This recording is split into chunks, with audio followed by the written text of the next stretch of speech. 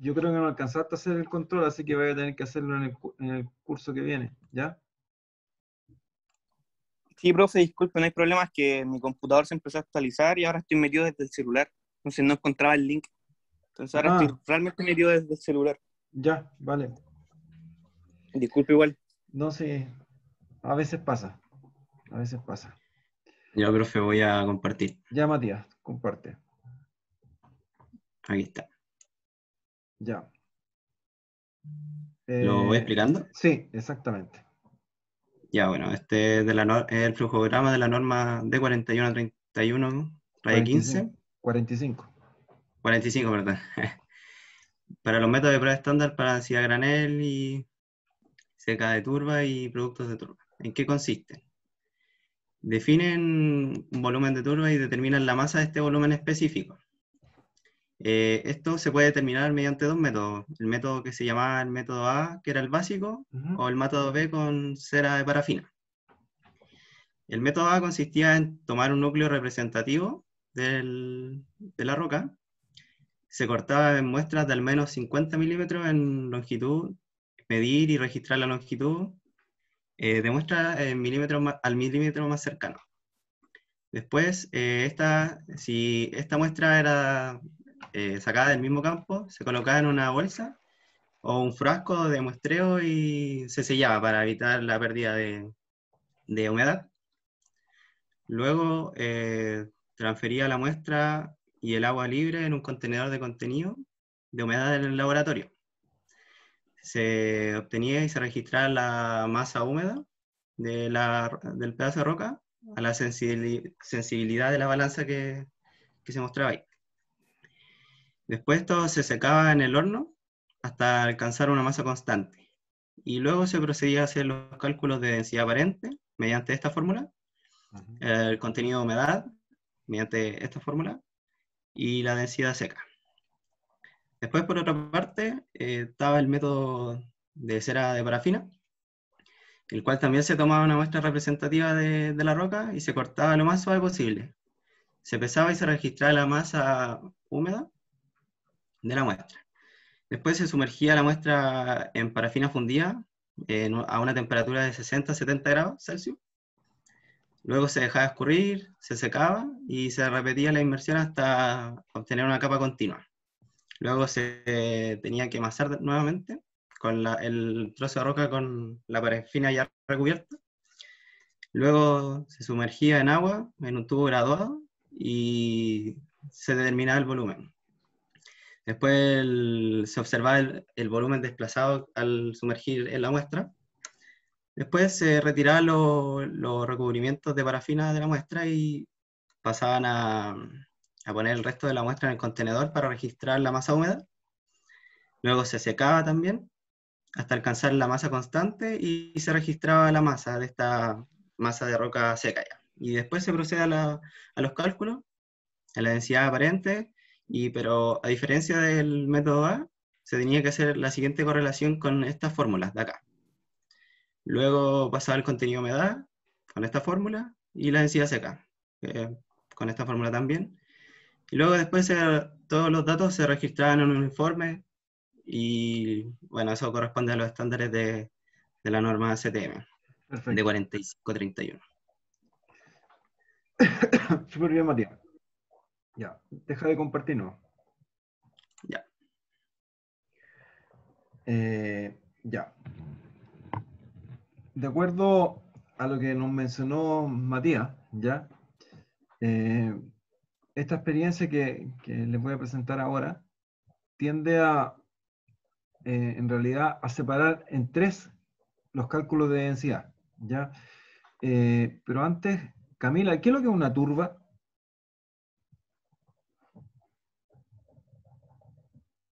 ¿Tienes como la definición? Camila.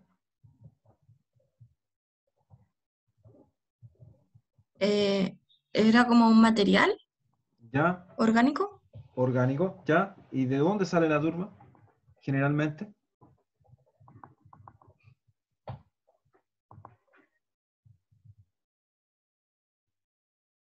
No necesariamente lo sabes, y no estoy diciendo que lo sepas, pero Si alguien en el lab que está aquí lo sabe, Yo no sé, profe. No. ya, Lo voy a buscar en internet a ver si sale algo. ya, ya. Generalmente, ahí búscalo y encuentra una definición específica, pero esa norma específica ya está pensada en una especie de suelo. Ya la turba es como la primera parte de descomposición cuando se va a formar el carbón. ¿Ya? Entonces, ¿cuál es la diferencia que tú crees que existe entre el suelo y la roca, Tiare?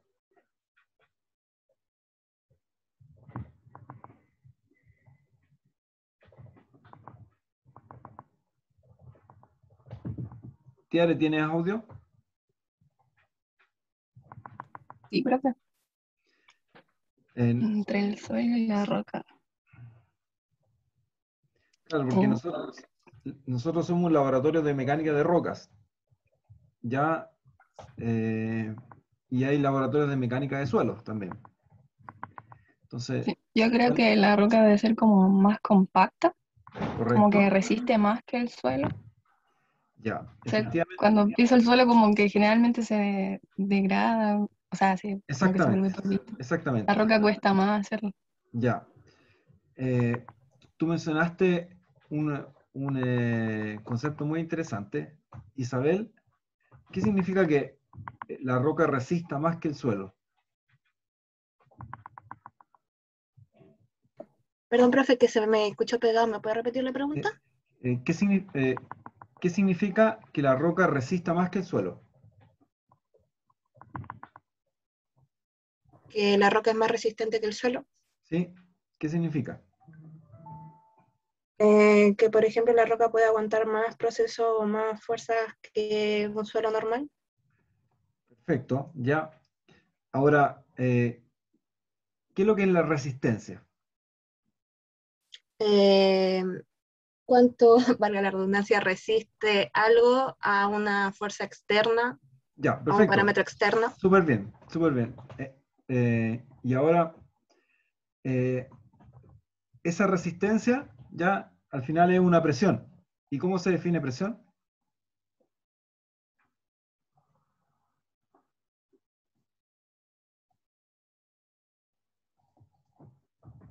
Físicamente, Es una magnitud que ¿ya? representa la fuerza en una ¿Sí? dirección, ¿Sobre? una superficie. Correcto. Ya, entonces, todo lo que acaban de comentar se resume en lo que acaba de decir Isabel, ¿ya? Es una fuerza que que está ejercida sobre una cierta área, una superficie, ¿ya?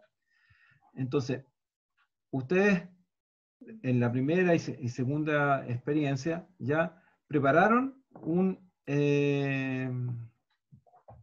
una muestra, ¿ya? Y esa preparación fue un cilindro donde le pulieron la- eh, en realidad no lo hicieron, pero vieron cómo se pulía la cara superior, la cara inferior y tenía que cumplir ciertas características, ¿ya?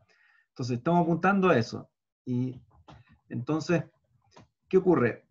Dentro de la mecánica de roca existen dos tipos de ensayos, ¿ya? Unos que se llaman ensayos destructivos y otros que se llaman ensayos no destructivos. Generalmente, ¿qué es lo que se hace? Una vez que se prepara la muestra, se hacen todos los ensayos no destructivos primero y después se hacen los ensayos destructivos porque ahí ya no tengo regreso atrás. ¿Ya? Una vez que ya destruí la probeta, no puedo realizar otro tipo de ensayo. ¿Ya? Y de hecho, cuando desde la experiencia 1 a la 5, si no me equivoco, ya están marcados los ensayos no destructivos y luego vienen los ensayos destructivos. Entonces, lo que vamos a ver el día de hoy son ensayos no destructivos, ya en la cual nosotros podemos encontrar propiedades índices de la roca, ya. Ah, y ahí me acordé. Eh, Como estoy una semana desfasado con ustedes, tengo que echarme las tareas para atrás, ¿ya? Porque no las dejé anotadas.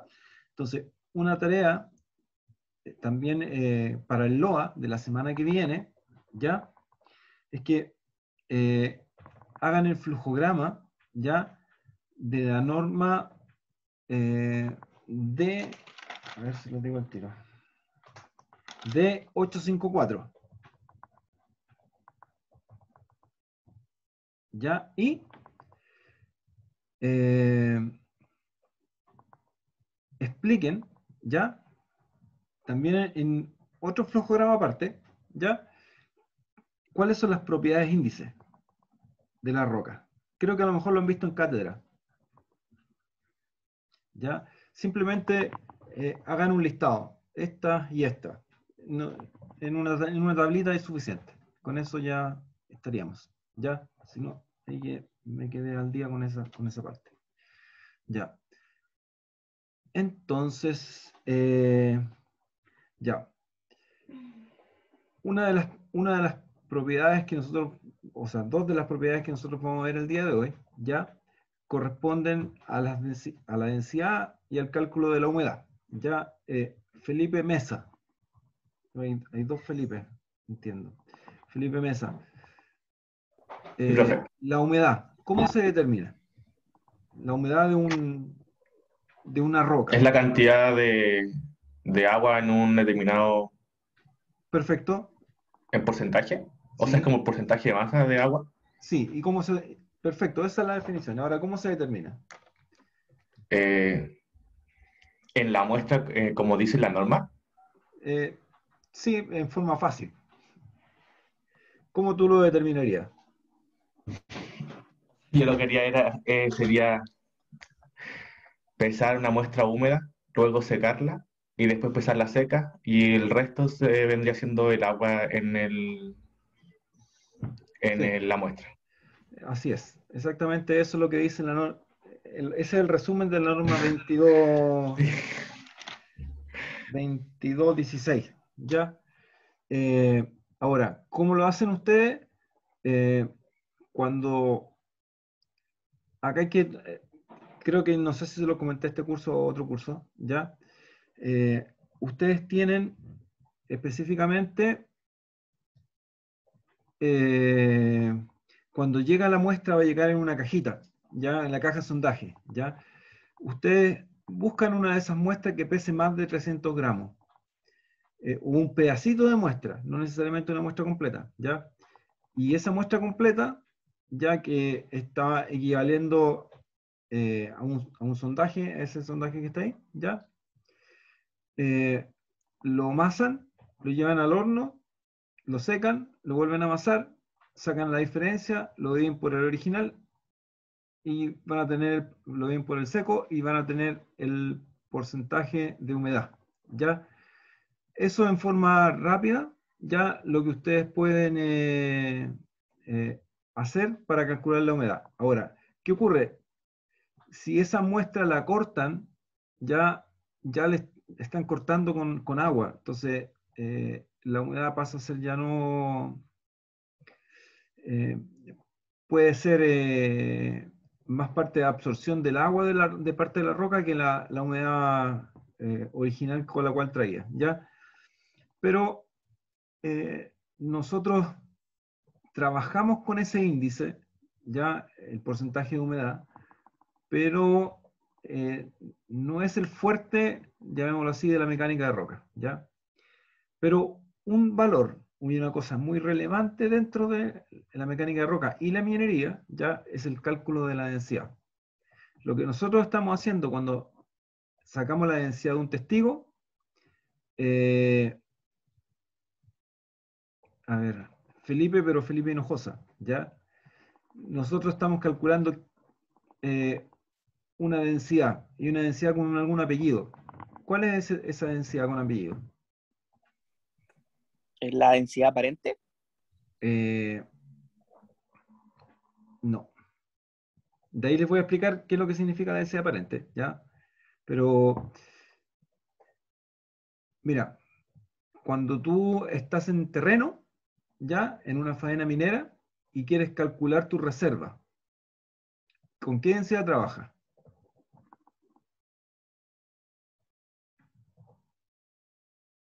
Felipe.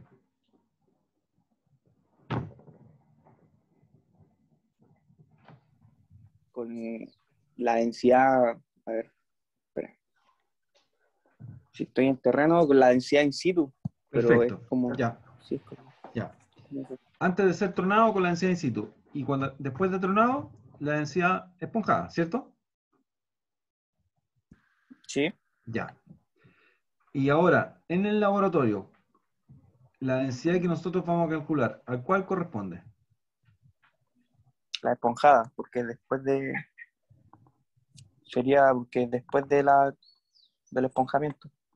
Voy a entrar en una discusión. Gonzalo, ¿está en lo correcto, Felipe?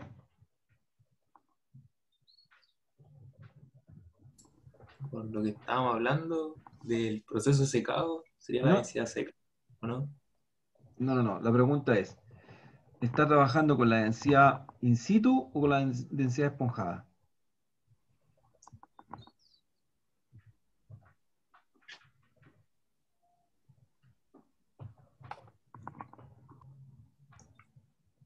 Con la densidad in situ. Perfecto, ¿ya? Entonces, Felipe, y eso para que le quede a todo el curso completo, ¿ya? Nosotros cuando realizamos un cálculo en el laboratorio, ¿ya? Lo que estamos haciendo es la determinación de la densidad in situ, ¿ya? En este momento no estamos viendo esponjamiento. ¿Y por qué in situ? Porque el testigo es un núcleo de roca que es sacado de el cerro, ¿ya? Que no viene esponjado, sino que viene completamente como núcleo de roca, ¿ya?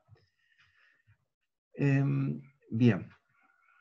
Ese era como el primer concepto, ¿ya? Nosotros vamos a determinar el valor de la densidad. Ahora, tú me hablaste en un momento y me dijiste algo de densidad aparente, ¿ya? Entonces, ¿qué es lo que es la densidad aparente? La densidad aparente que aparece en la norma, en la 4531, ¿ya? Corresponde para nosotros a la densidad geométrica. Y ahora voy a compartir pantalla. Ya.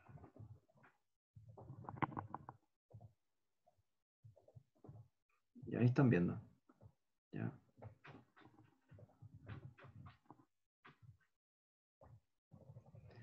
Entonces, la semana que viene ustedes no tienen que entregar informe, ¿ya? ¿Por qué? Porque tanto la experiencia 3 y la experiencia 4 se unen las dos y sale un solo informe de las dos, ¿ya? Entonces, y si hubiéramos estado físicamente en el laboratorio, les hubiera pedido un informe por semana, pero ahora no, ¿ya? Entonces, la experiencia 3 nos vamos a enfocar solamente en densidad.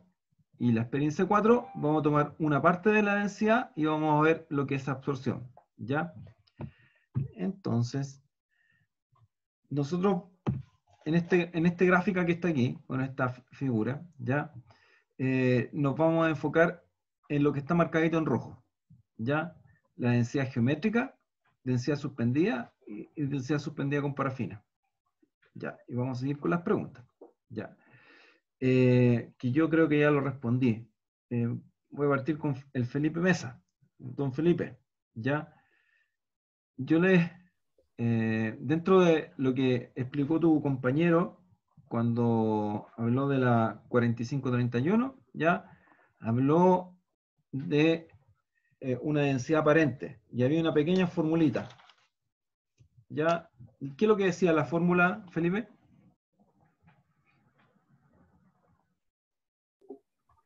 La aparente, Es re simple. masa dividida en volumen. Correcto, es la masa dividido el volumen, ¿ya? Y el volumen lo colocaba de dos formas, o sea, de una forma. ¿El volumen cómo tú lo puedes dividir?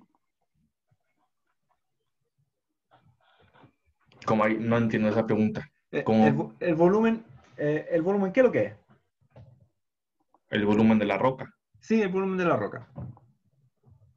Geométricamente, matemáticamente, ¿qué es lo que es? Volumen.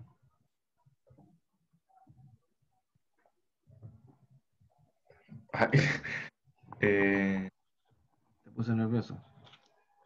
no, o sea, como el volumen que ocupa la muestra, o sea, como que yo Ya, lo veo pero, así, ya, sería ¿sería? Pero usted me está preguntando como la fórmula de volumen. Sí, sí, eso. Ah, radio o sea, el área de la base por la altura en caso de que Eso, sea una eso, forma regular. eso. El Ah, área por ya. la altura, ¿ya? En No la forma entendí la regular. pregunta a dónde iba. Ya, ya. No, sí, era una... Ya. Entonces, si vemos la definición que nosotros calculamos, que tenemos acá, de densidad geométrica, ¿ya? Esa formulita, que es la misma densidad aparente que aparece en la norma, ¿ya? Nosotros la llamamos densidad geométrica. Y es siempre y cuando nosotros tengamos un volumen que sea realmente conocido, ¿ya? Cuando nosotros preparamos una probeta, lo que estamos haciendo, en otras palabras, estamos preparando un cilindro. Y ese cilindro tiene un diámetro conocido y tiene una altura conocida.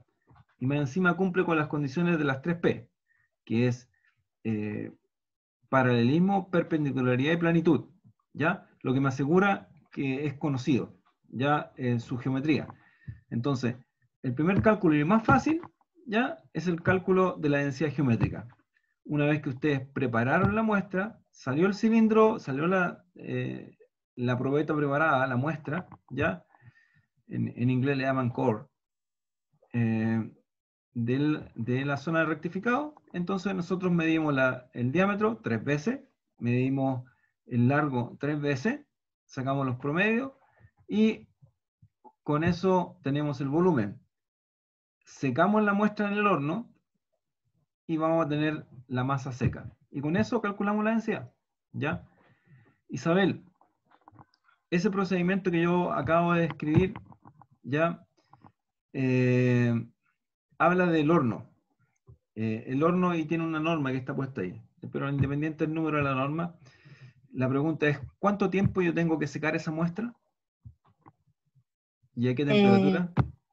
La muestra se tiene que secar por, y no estoy mal, profe,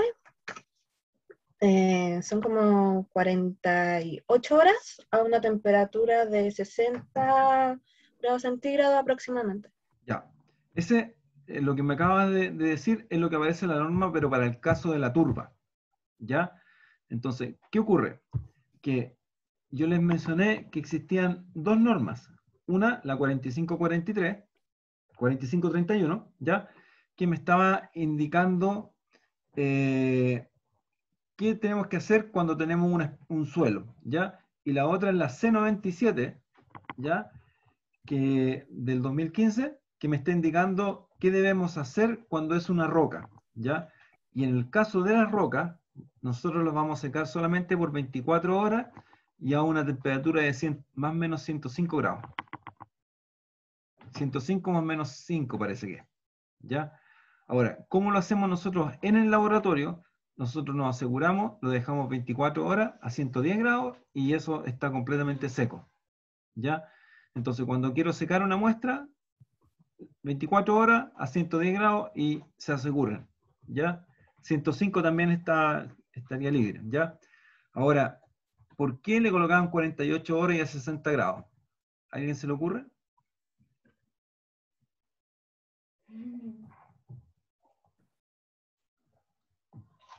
¿Tiare?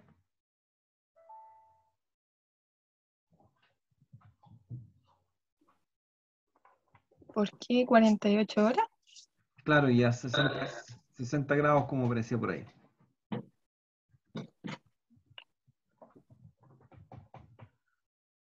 O sea, yo creo que el tiempo influía en si la roca estaba seca finalmente o no. Que Claro, leí algo de que tenía que tener como 3 lecturas seguidas, entonces sí. quizá era el tiempo Ya, estimado para que vieran igual, ya. ¿no? Le explico. Cuando nosotros trabajamos con suelo, a diferencia de las rocas, ya, el suelo tengo que trabajarlo en forma gradual. No puedo llegar y ponerle 200 grados al suelo y secarlo en una hora. ¿Por qué? ¿Qué se imaginan que se le va a producir al suelo o a las probetas de suelo que uno haga? Si no es parejo ni paulatino el cambio de temperatura. ¿Se puede destruir la muestra? Así es. ¿Ya? Entonces, Se va como a afectar más que la roca. exactamente, ¿ya? Entonces, para el caso de nosotros, el cálculo de densidades de roca, vamos a trabajar a la temperatura que les comenté, ¿ya? Y vamos a trabajar por 24 horas. Entonces, quiero que vayan ustedes en algún lado anotando, ¿ya? El efecto o sea, el cuánto nos demoramos en hacer los ensayos, ¿ya? El ensayo no es que sea lento, sino que las condiciones con las cuales se establecen en las normas hacen que uno vaya tomando ciertas pausas, ¿ya? Por ejemplo, tener 24 horas en el horno una muestra significa que durante un día tú no tienes nada que hacer más que esperar que el horno la seque, ¿ya? Entonces tú tienes que tener una serie de otras cosas que tú vas haciendo en forma paralela para que ese tiempo sea bien aprovechado, ¿ya? Entonces, llegó la muestra pues, en forma rápida, llegó la muestra al laboratorio, nosotros la tomamos, la cortamos, la marcamos, la cortamos, la fotografiamos, la volvemos a pintar, la llevamos al rectificado, la rectificamos, salió el rectificado y la ponemos en el horno. ¿Ya? Y todo eso tiene un tiempo, estamos hablando ya por lo menos de un día y medio en lo que nos llevamos en hacer todo ese procedimiento. ¿Ya? Una vez que sale la muestra, ya lo primero que hacemos es sacar la densidad geométrica. Y ahí tenemos que tomar la definición. Si vamos a trabajar con una muestra suspendida o con una muestra para el cálculo que se llama suspendida con parafina. ¿Ya? Y aquí le vamos a preguntar a otra persona. Cristina, en una muestra de roca, ¿cómo tú podrías decir si voy a trabajar por el método A o por el método B? ¿Suspendido o suspendido con parafina?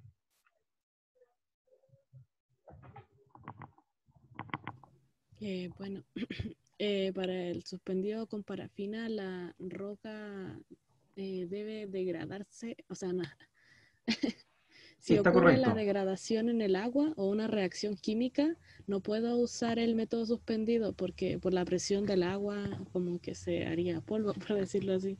Es exactamente eso es lo que ha pasado y es así, ¿ya? Es correcta la respuesta, ¿ya? Les voy a dar un ejemplo. Cuando nosotros partimos en el laboratorio el año 2012, ya aproximadamente cuando me hice cargo, uno de los primeros ensayos y más fácil que nos llegaba era calcular la densidad.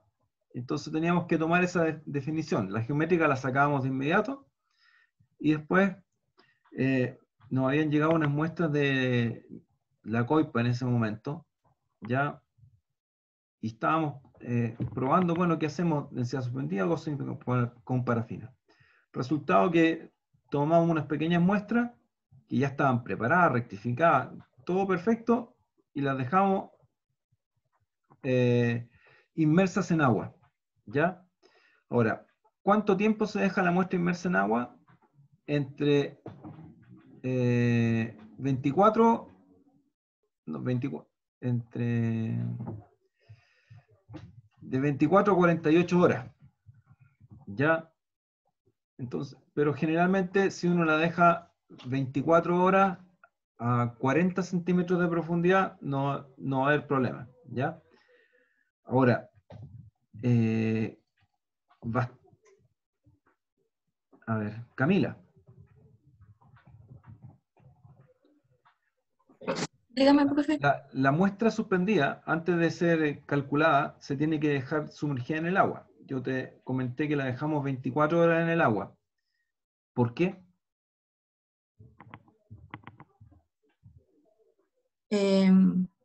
¿Por qué se deja en el agua? Sí, ¿por qué se deja en el agua? Para que pueda absorber. Sí, y eso tiene otro nombre.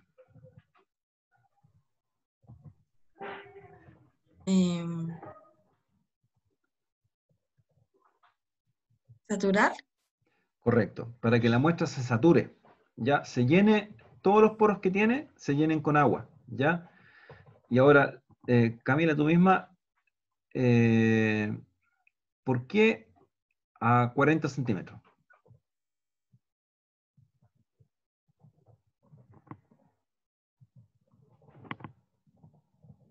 Bajo el agua. Porque era la presión mínima o la presión ideal. Exactamente, ¿ya?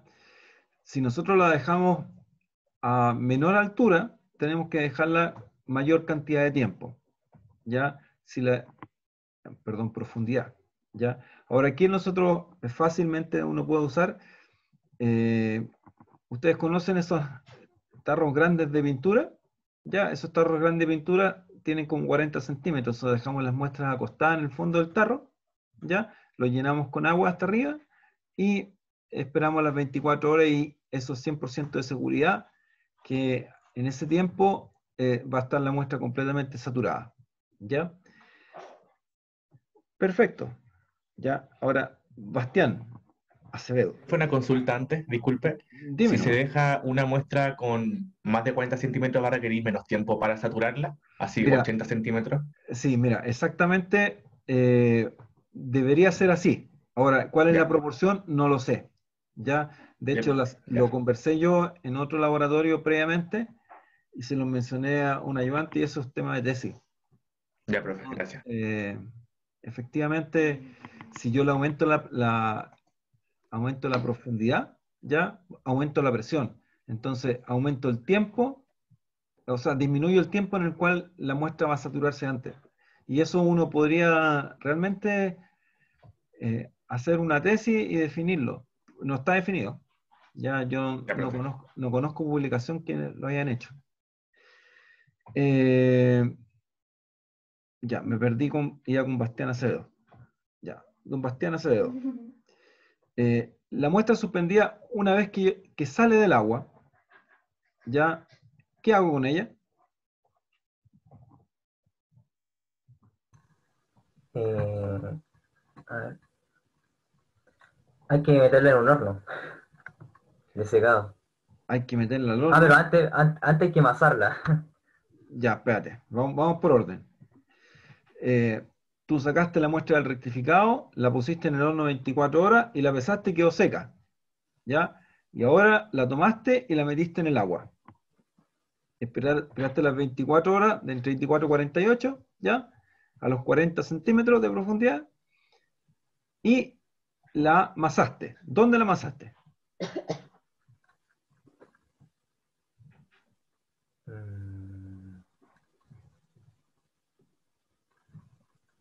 En una balanza. Perfecto, en una balanza geotécnica que tiene algunas características, ¿ya?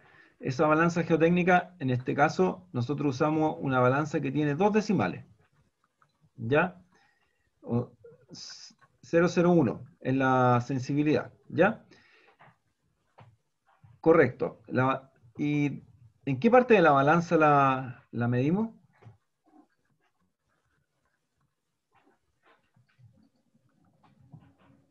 En la... Se supone que primero arriba ¿Ya? ¿Sí?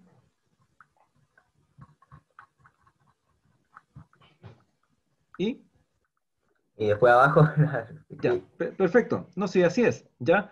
Pero, ¿qué es lo que vamos a hacer nosotros? Esa balanza que nosotros vamos a medir tanto en la parte superior como en la parte inferior, ¿ya? En la parte superior, si tú sacas la muestra metes la mano al tarrito con agua, ¿ya? Y tomas la muestra y la colocas directamente sobre la balanza, ¿qué error te podría dar? ¿Se te ocurre?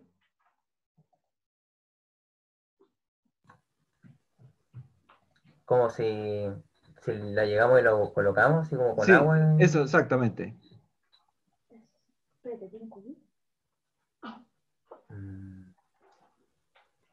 Que venga como con exceso de agua que caiga en gotas en Eso, la exacto, perfecto. balanza. Sí, ¿y cómo nosotros podemos evitar eso?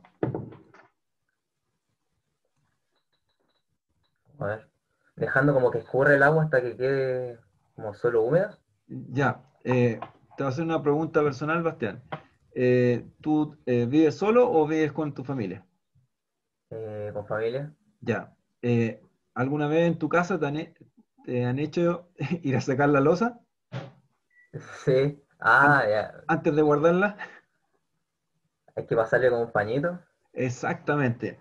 Ese pañito que uno le pasa ya a la muestra de roca tiene un nombre, ¿ya? Eso se llama roleo, rolear. Entonces, saco la muestra del agua, ¿ya? Y lo que hago, coloco el paño sobre la mesa y hago un roleo, o sea, hago que la muestra rode completamente una vez o dos veces sobre este pañito, ¿ya? Y le saco el exceso de agua.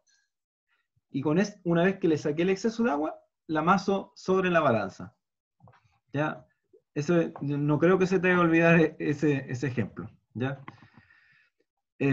Posterior a eso, tomo la muestra y la amaso por abajo. ¿Ya? Cristina, ¿por qué se amasa por abajo? ¿Y qué condiciones tiene que tener para amasar por debajo la muestra?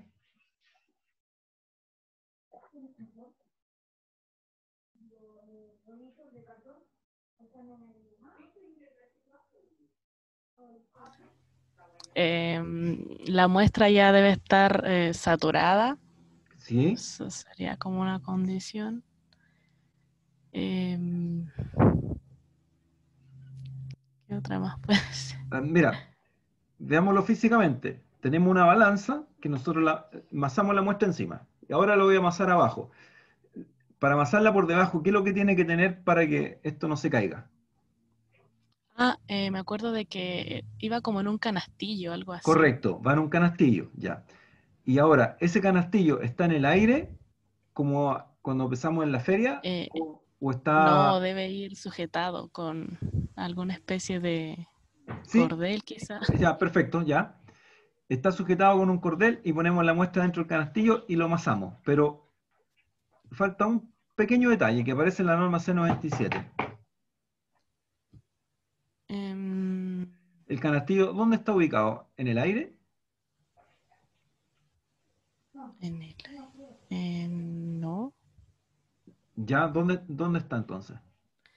debajo del agua. Exactamente, así es, eso es, ¿ya? Entonces, con eso nosotros vamos a tener tres valores, y con esos tres valores vamos a calcular el valor de la densidad, ¿ya?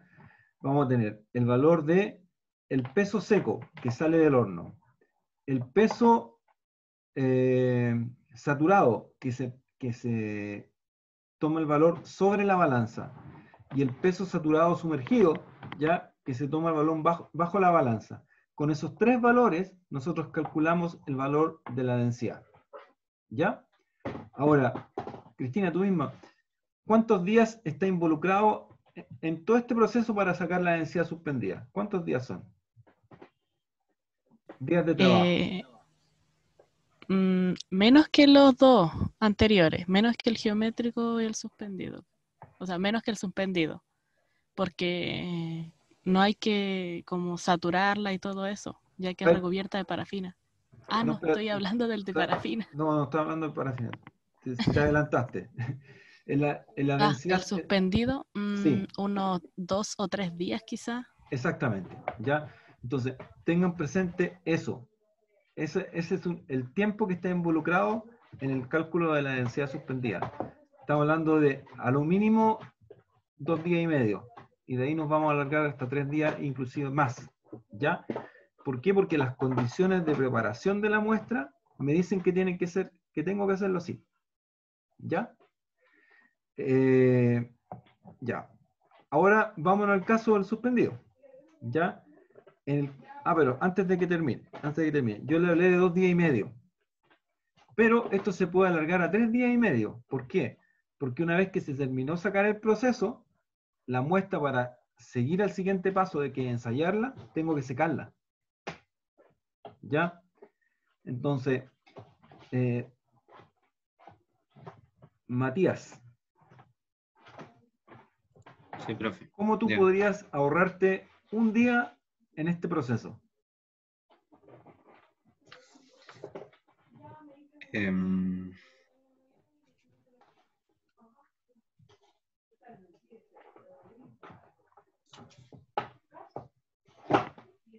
no sé, profe, no se me ocurre. Ya, miren. El paso era el siguiente. Venía del rectificado, se iba al horno, del horno la pesaba, la amasaba. Después que la amaso, la sumerjo, pasan las 24 horas, la saco, la amaso arriba, la amaso abajo y la llevo al horno nuevamente y la seco. Entonces, la única forma de ahorrarse algún paso aquí es que sale del rectificado e inmediatamente la sumerjo. No calculo el peso seco. La saturo, una vez que está saturada, la amaso arriba, la amaso abajo, la llevo al horno. Entonces me ahorré un día de horno. Ya, porque tu parte en el horno, la moja y después la tienes que secar. Ahora, si yo parto con hundiendo la muestra, ya, hago todo el procedimiento y después saco el peso seco, ya, y me ahorro un día, ya. Esa es una forma de ahorrarse un día de trabajo, ya. Finalmente llegamos al cálculo de la densidad con parafina, ya, y tal como lo había dicho una compañera de ustedes, ese cálculo uno lo puede realizar a muestras que interactúen con el agua, interactúen de una forma de que la muestra pueda precipitar, destruirse o reaccionar químicamente. Entonces lo que se hace es se recubre con parafina. Y el procedimiento es el siguiente. Ahora sí que no hay uno se ahorra muchos días, tal como lo dijo recién Cristina. Sale del rectificado, la llevo al horno y la seco. Una vez que está seca, le saco el peso seco, ¿ya? Después, esa muestra yo la voy a cubrir completamente con parafina. Pregunta, Bastián Acevedo, ¿qué es lo que es la parafina? ¿Con qué la puedo asociar la parafina? Es lo que se le coloca a la estufa. Ya, sí, pero Con esa es la parafina líquida, ¿ya? otra parafina, supongo esta. Sí, esta otra es parafina sólida. La parafina sólida tiene una asociación muy, muy fácil que yo creo que en tu casa varias veces la han usado. Le doy 100% por seguridad. ¿Se te ocurre? Es de las velas. Las velas de los cumpleaños, ¿ya? Esa parafina, ¿ya? Entonces, esa parafina, para poder trabajarla, ya yo tengo que derretirla. Y para derretirla, yo no la puedo derretir directamente al fuego, ¿ya? Porque se puede quemar. Entonces, para derretirla tengo que aumentarle la temperatura, pero en forma indirecta. Y hacerlo en forma indirecta, Camila, ¿qué nombre lleva eso?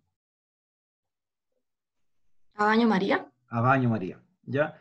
Entonces nosotros calentamos el agua y dentro del agua tenemos otro recipiente donde está la parafina, ¿ya? Entonces, en forma indirecta, nosotros derretimos la parafina. Ahora, hay una temperatura de trabajo. Esa temperatura de trabajo, y le voy a preguntar a don Felipe Hinojosa, ¿ya? ¿Qué temperatura de trabajo es?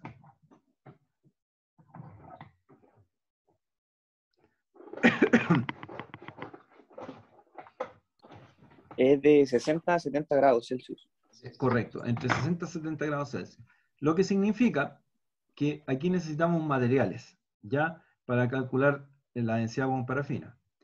Necesitamos el mismo horno, la misma balanza, ¿ya? Pero aquí necesitamos un material nuevo que es la parafina, ¿ya? Necesitamos el receptáculo donde nosotros usamos el baño María para para derretir la parafina, y necesitamos un termómetro, ¿ya?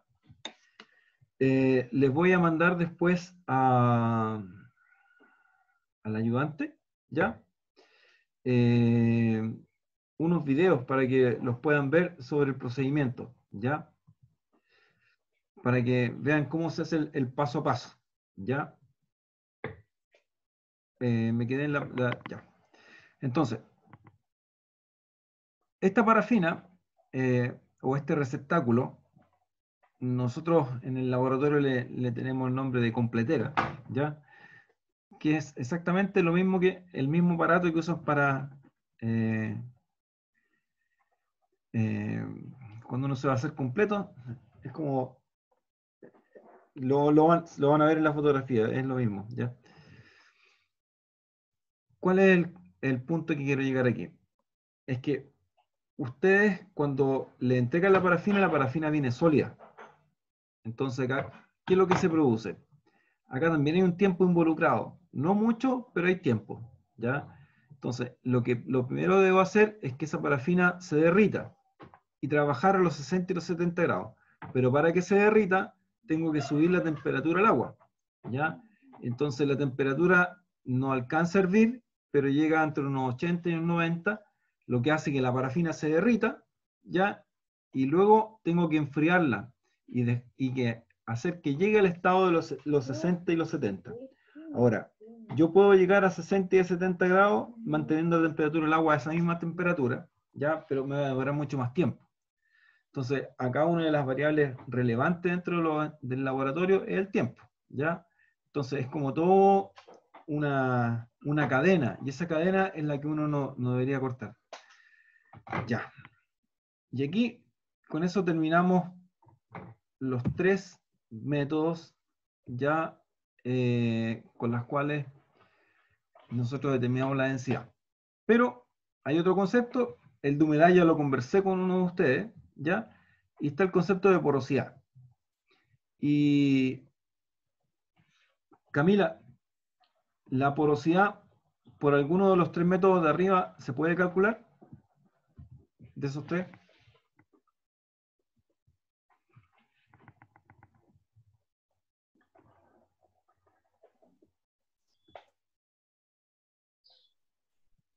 O mejor, Por más la, dime, ¿sí?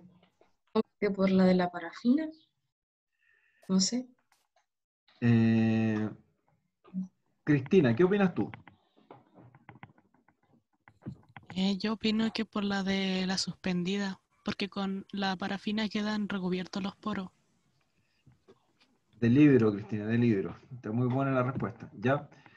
Miren, la porosidad trata de determinar la cantidad de poros que tiene una roca. ¿Ya? Por la densidad geométrica, imposible. No puede hacer ni que lo empiece a contar, ni a medir el volumen que tiene. Es imposible hacerlo. Entonces, la porosidad, la única forma que puedo hacerlo es viendo como la diferencia de valor en el peso, ¿ya? que tiene la muestra. Si yo lo recubro con parafina, lo que estoy haciendo es impermeabilizar la muestra de roca con parafina. El agua cuando yo no entra en la parafina, o sea, lo que hace la parafina es tapar los poros, ¿ya? Entonces la única forma es con el método suspendido, ¿ya? Acá ya voy a empezar a mencionar los elementos que se requerían para hacer los ensayos, que yo ya los hablé, ¿ya? Pero se los voy a volver a avisar.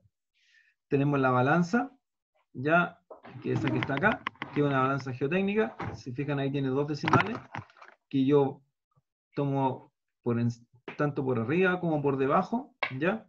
El canastillo cuando está debajo, el horno, la parafina, el calentador a baño María y el termómetro láser, que es este que está acá para ver la temperatura de la parafina. Entonces, acá están los datos relevantes, ¿cierto? El horno a 105 grados, 24 horas, ¿ya? Para calcular la humedad está en la norma 2216, ¿ya? Además de eso, la sensibilidad, que ya se lo conversé, de la balanza es 001.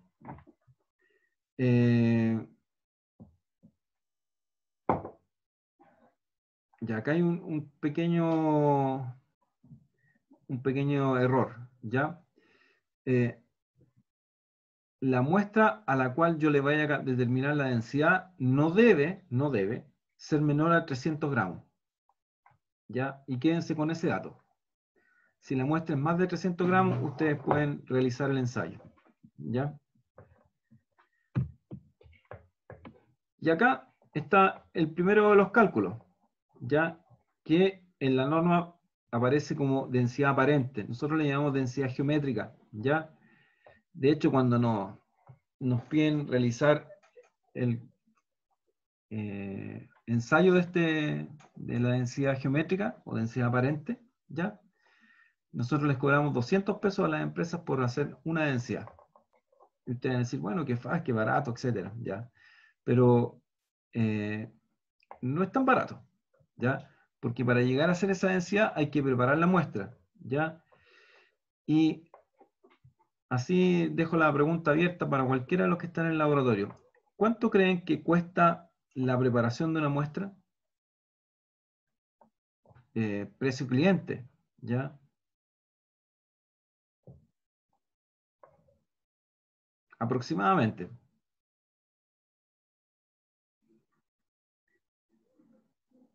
Matías Guerrero.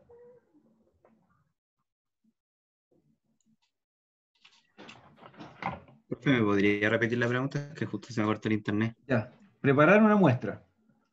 Si tú mandas una muestra a preparar a un laboratorio, ¿cuánto crees que cuesta?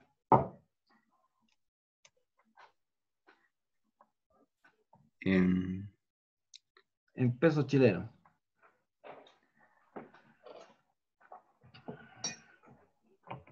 No sé, quizás harto, porque igual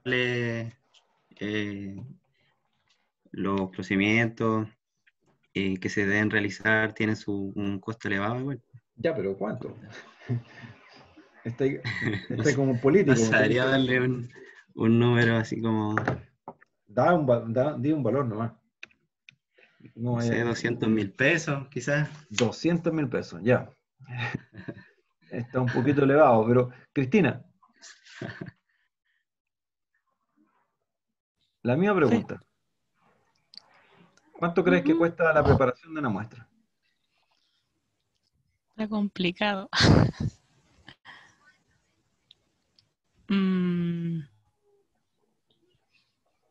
Tan barato tampoco quizás sea.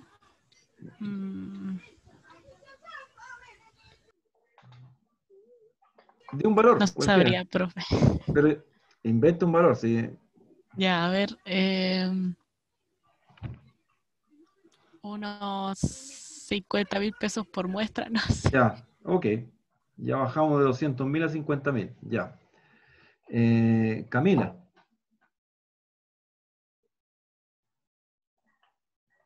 ¿Tengo que dar un valor también? Claro, dando un valor. Ya. Yo pienso que unos 100.000. 100.000. Ya. Vamos 200, 100.000 y 50.000. Felipe Hinojosa. Yo creo que es más bajo, yo creo que es 30.000. 30.000. Sí. Ya. Ok. El otro Felipe Mesa. 15.000 pesos. 15.000. Ya. Ok. Isabel.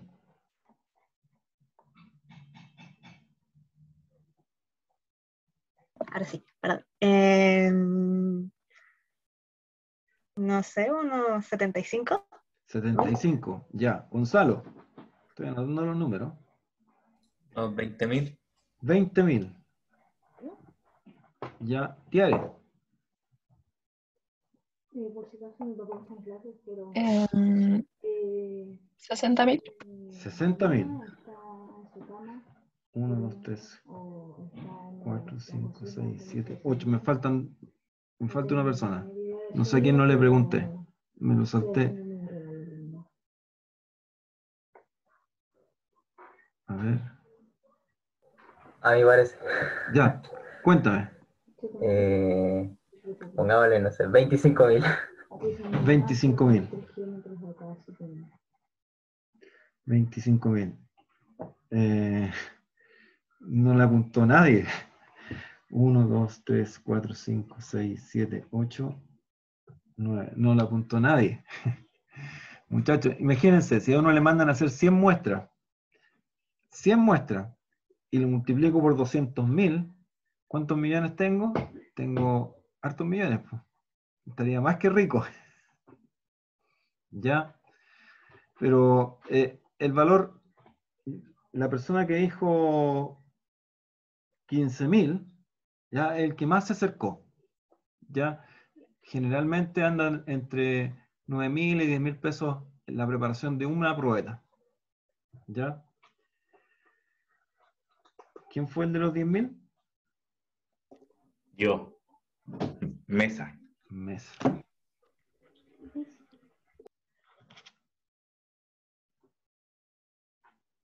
Perdón, el de los 15.000. Ese fue el... Ya. Generalmente, cuando le mandan a hacer una cantidad de ensayos, lo mínimo que mandan a hacer son 20, y hemos llegado a hacer hasta, preparar hasta 150 probetas. ¿Ya? Entonces, se entiende que las cifras que uno maneja, ya están en correlación con qué. Primero, ¿cuánto tú puedes hacer por una campaña de ensayo? Puedes llegar a hacer unos 20 millones, una cosa así, ¿ya? Pero de esos 20 millones se involucran 2 meses de trabajo, y de esos 2 meses tienes como 3 o 4 personas trabajando, más todas las máquinas, insumos, etcétera, ¿ya? Al final es rentable, ¿ya? Pero, y de hecho hay laboratorios que se dedican 100% a eso. No es el caso de nosotros, que con lo que podemos rescatar del laboratorio, lo reinvertimos y vamos creciendo, ¿ya? Lo que les quiero decir, que hay un ítem muy relevante dentro de la parte de minería, ¿ya? Pero en la parte de geotecnia, yo creo, sin equivocarme, no debe estar más allá de un 1 o un 2% del costo mina, que es nada, ¿ya? Absolutamente nada, ¿ya? Una última consulta antes de terminar el día de hoy, ¿ya? Cristina, ¿cuánto cuesta en valor un metro de sondaje?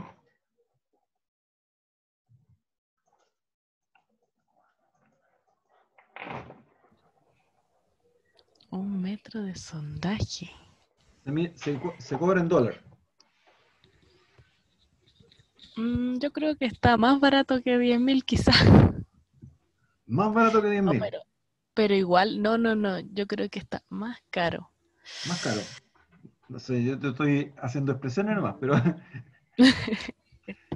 dime dólares. Un metro, ¿cuántos dólares? A ver. Unos 5. No. Ya, unos $7 el metro. 7 dólares el metro. Ya, les voy a dar un valor para que no se les olvide, muchachos. Ya, el metro de sondaje en la actualidad fluctúa entre los 150 dólares el metro, ¿ya? Y los 250 dólares el metro. De acuerdo, depende de la profundidad, la cantidad de metros y de dónde se va a ir a sacar, ¿ya? Entonces, entre 150 y 250 dólares el metro, que no deja de ser poco. Imagínense que hay campañas que hay de 7 kilómetros. Ya son 7.000 metros a 250 dólares. Imagínense la cantidad de lucas que se invierte ahí. ¿Ya? Nosotros, por el costo que nos involucra solamente el sacar testigos en el laboratorio, ya fluctuamos y a un costo muy más barato, pero tenemos cercano a los 10.000 pesos la extracción de un testigo. ¿Ya? Y si uno lo saca en dólares, al final uno no lo puede comparar con una máquina de sondajes grande, ¿ya? Pero lo que le acabo de mencionar, tanto el costo de extracción de testigos como el costo de preparación de testigos, ya entre las dos estamos sumando como 20.000 pesos. Y todavía no ha hecho ni un ensayo, ¿ya? Y el primer ensayo que uno hace es la densidad geométrica, y por eso uno le cobra 200 pesos. Porque si uno le está cobrando 9.000 o 10.000 por hacer la preparación y 10.000 más por la extracción, ya, entonces 200 no hace nada, ya. En forma rápida, ya, esta es la fórmula para el cálculo de la densidad suspendida. Esta presentación la tiene Bastián, así que se la va a entregar después. Acá está la densidad con parafina, ¿ya? Aquí está el cálculo de la humedad, lo que conversábamos en un principio, ¿ya? Y la porosidad que se saca con los mismos datos. Acá había un ejemplo, pero no me quiero pasar del tiempo, ¿ya? Donde del 1 al 5 se indicaba con qué método uno puede determinar estas densidades. Cuando tengo una figura geométrica ordenada y pareja, densidad geométrica. En este caso, densidad suspendida, suspendida, suspendida y suspendida con parafina, ¿ya? En estos tres casos, el 2, el 3 y el 4, inclusive el 4 puedo hacer también una densidad geométrica. Entonces la pregunta es, tengo claro cuándo va una densidad suspendida y una densidad suspendida con parafina, ¿ya? La geométrica, siempre y cuando tengo una figura geométrica determinada, se puede hacer. Si no es así, no lo puedo hacer, ¿ya? Ahora, en este caso que está aquí, en el caso número 1, puedo hacer los tres, ¿ya? El más fácil es el geométrico, pero puedo hacer los tres. Y si hiciera los tres, y ahí con eso cierro, ya, Tiare, si hiciera los tres casos con el número 1 aquí, geométrico, suspendido, suspendido con parafina, ¿cuál sería el mejor resultado? ¿A tu parecer? ¿El geométrico? ¿Por qué?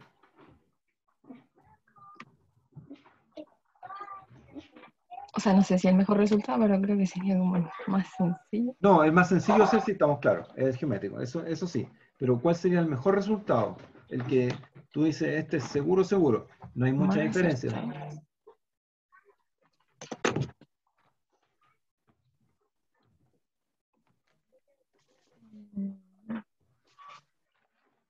¿Cuál crees tú?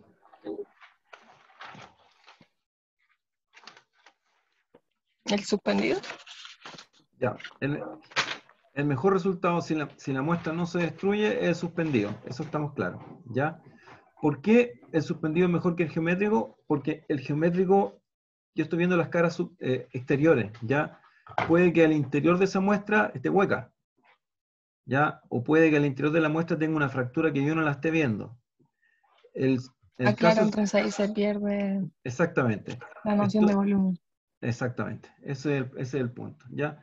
Pero todos los resultados generalmente son muy similares, ¿ya? Y uno le da hacia el otro.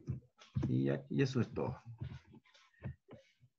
Eso fue por hoy, ¿ya? Fue un monólogo bien, espero que no se hayan aburrido, ¿ya? Voy a entregarle al ayudante algunos videos que debo tener sobre este procedimiento, estos procedimientos, para que se los haga llegar a usted. Acuérdense, la semana que viene no tienen informe, ya tienen esas tareas nomás. Ah, y antes que se me olvide, que va a quedar para después del receso, ¿ya? Bastián, a usted le entregó y hicieron unas muy buenas maquetas, ya sé que les perforaron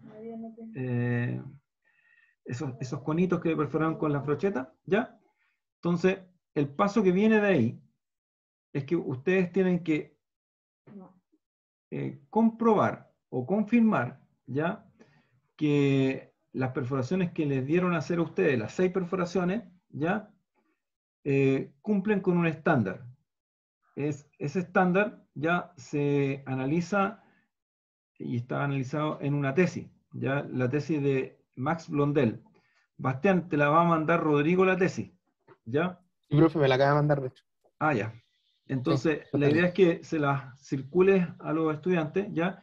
Y ellos no tienen que determinar el tensor de esfuerzo, sino que ellos tienen que determinar el número de condición de matriz de su perforaciones, los datos que les diste tú, ¿ya? ¿Qué significa determinar el número de condición de matriz? Significa que ustedes van a tener un resultado en el espacio. Ustedes le dieron unas perforaciones que se cruzan, ¿ya? Y la idea es que esas perforaciones que se cruzan, ¿ya? Tengan solución. Si no tienen solución, el número de condición de matriz va a ser mayor a 10. Si tienen solución, va a ser menor a 10. ¿Ya? Eso está explicado con pera y con manzana en esa... y ellos tienen que hacer un Excel. Bastián, si el Rodrigo te mandó un Excel, ese es tuyo, no es de ellos. ¿Ya? Ah, vale, profe, ya. ¿Ya? Ya. Porque en ese Excel está el tensor. Y yo no le estoy pidiendo el tensor todavía. Estoy pidiendo solamente el número de condición de matriz. Y eso es para la vuelta del receso. ¿Ya? Entonces, mándale la tesis primero y ahí... Profe, disculpa, ¿qué tesis era? ¿La de Milla o la otra? Max Blondel, es un niño. Max Blondel, vale, que me dijo que le falta la tesis de Milla. No, claro, esa es el test de Milla, la tesis de Milla,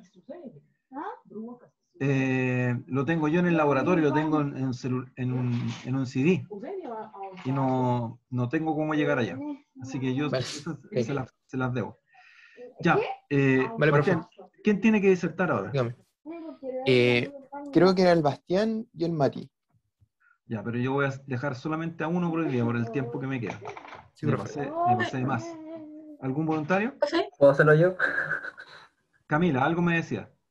Sí, es que antes, ¿podría repetir cuáles eran las tablas del flujo del gamma? ¿Era la norma D4 o 8154? Es A que no ver, escuché. la norma es la D854, raya 14. Ah, ya, pero Ya, y les pedí era otra cosa más también. No son de la nota, pero... flujo del gamma explicativo de propiedades índices Ya. de la roca. Exactamente, eso. Ah, ya. Profe, una consulta, ¿los datos para el informe 2 van a ser entregados la próxima semana? Bueno, ahí Bastián, Verdad, sí. él tiene que entregárselo a ustedes. ¿Ya? De hecho, la otra semana no tiene informe, así que se van a juntar las dos, porque en 2 semanas más hay receso. Entonces, yo creo que Bastián les va a entregar todos los datos juntos, tanto de esta experiencia como la experiencia de la semana que viene, y ahí después van a hacer el informe que va a ser a la vuelta. ¿Ya? Entonces, perdón, ¿quién quería ser voluntario? Yo quería. Bastián, adelante. Comparte pantalla. Muchachos, los que se quieren quedar se pueden quedar, si no después todo va a quedar en la grabación, así que no hay ningún problema. Y que tengan un buen fin de semana y cuídense.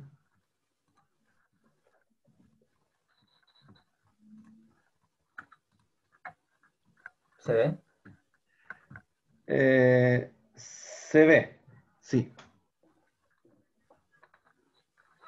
Yeah. Perfect. Good morning, everyone. My name is Bastián Acevedo, and this is my presentation of theory of rock core-based methods for in situ stress measurement by Kiyohiko Yamamoto. When an axial loading of compression is applied to a rock specimen in a laboratory, acoustic emission activity starts just at the point at which the applied stress exceeds the peak of stress previously applied to the specimen or the previous stress. This phenomenon is the Kaiser effect. The memory of the previously applied stress are found not only as the change in AE activity, but also in the strain rate for rock specimens. This effect is called the rock property of stress memory. DRA, or deformation rate analysis, the term DRA or deformation rate analysis. The term inelastic strain rate means an increment in the inelastic strain for a unit increase in the appliced stress when the applied stress is increased at a constant rate. The approach to this test is measure the strain difference between two cycles of load and unload under an uniaxial compression. In the schematic illustration of the deformation rate analysis, the upper figure shows the axial stress sigma as a function of time, applied for DRA. The lower figure explains the definition of the strain difference function epsilon on the stress-strain curves obtained by cyclic loading. Modes of inelastic strain. Using DRA, Yamamoto investigated the time effect of previously applied stress on the deformation of specimens. Here an example of the results. We can see the change in behavior of the strain difference function with loading history. Evidence for in situ stress memory. There may be a number of ways to verify the existence of the property of in situ stress memory. One of these is to compare the memory stress obtained by DRA with the in situ stress measured by established methods. In this table, we can see some data of Yamamoto for different rocks and his densities. Identification of in situ stress memory by DRA. If in situ stress memory exists, the real reliable memory should be detected in the strain difference functions from the loading cycles that follow the first loading cycle. For this reason, uniaxial loading of 3 to 5 cycles has to be performed on each specimen to detect in situ stress memory. The relationship, vertical stress. The relationship between memory vertical stress and the sampling dip is as shown in the graph. As dip increase, so does vertical stress. Straight lines denote the relation of overburden pressure to dip for the assumed average densities of overburden rocks.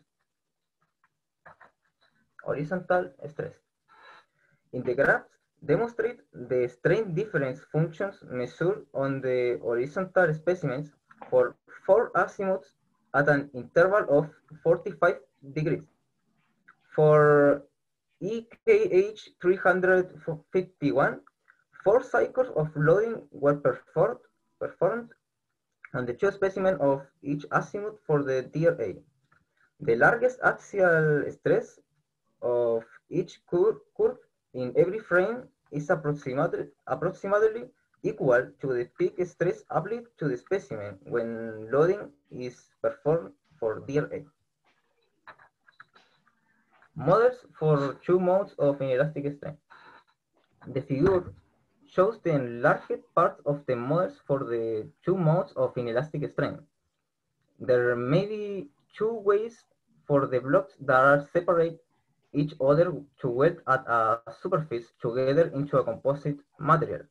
One is to weld them under atmospheric pressure, and the other is to weld the blocks under stresses that have been separately deformed. The composite tools made are called Model A and Model B, respectively.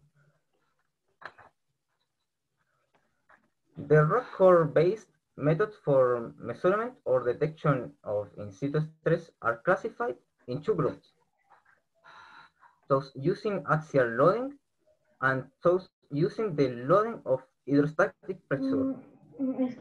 The latter includes the method using the time-dependent property of deformation under atmospheric pressure, but the deformation rate analysis and the acoustic emission method are classified into the former group. Finally, and in summary, in the paper, Yamamoto have reviewed deformation rate analysis, which is a method developed for detecting in situ stress memory in the inelastic deformation behavior of rock specimens under uniaxial loading of compression, and demonstrate evidence for the existence of the rock property of in situ stress memory. Thanks for your attention.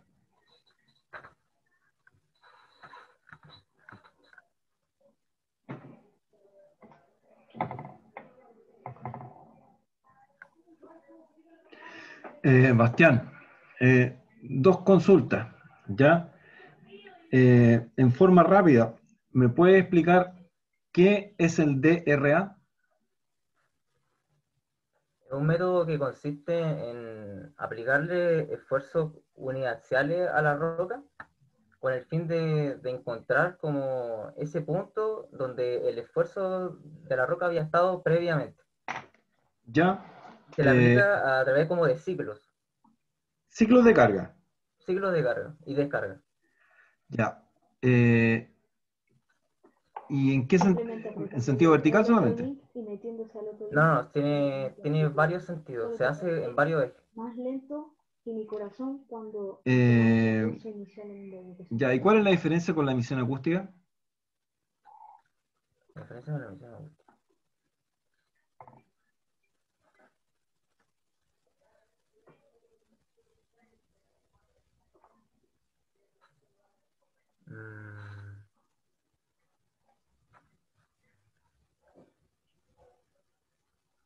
Que creo que la emisión acústica se ve cuando el